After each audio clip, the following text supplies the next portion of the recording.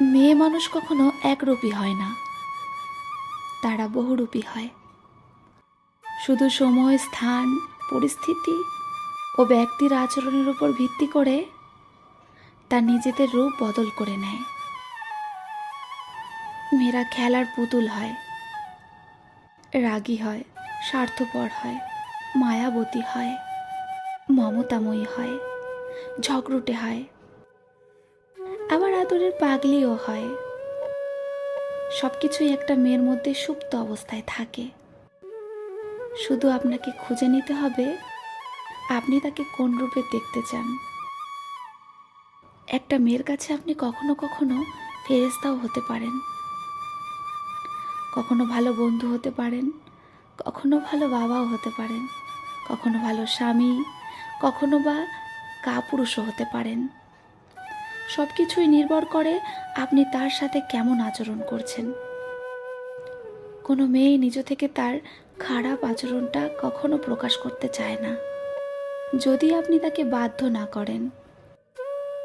আবার কোনো মেয়েই আপনাকে উজাড় করে ভালোবাসবে না, যদি আপনি তার কাছে নিজেকে সেইভাবে উপস্থাপন না করতে পারেন।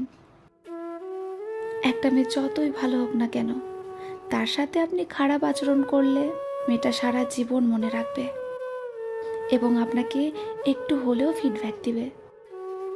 অপরদিকে মেয়েটা যতই খারাপ হোক না কেন, আপনি ভালো আচরণ করলে অবশ্যই ভালো কিছু ফেরত পাবেন। ছেলেদের ক্ষেত্রে এই দিক থেকে একটু ব্যতিক্রম। একটা মেয়ে যদি কোনো ছেলের সাথে খারাপ আচরণ করে, তাহলে ছেলেরা এসব মনে রাখে না। সব বাবার কাছেই তার মেয়ে রাজকন্যা, কিন্তু সব স্বামীর কাছে মেয়েটা রাজকন্যা নয়। তাই বলে এমনটা নয় যে কোনো মেয়েই তার স্বামীর কাছে রাজরানী হতে পারে না। সব প্রেমিকের কাছে প্রেমিকা খারাপ হয় না, তেমনি সব প্রেমিকার কাছেও তার প্রেমিক কাপুরুষ নয়। অর্থাৎ আপনি যেমন, অপর মানুষটার চোখেও আপনি তেমন।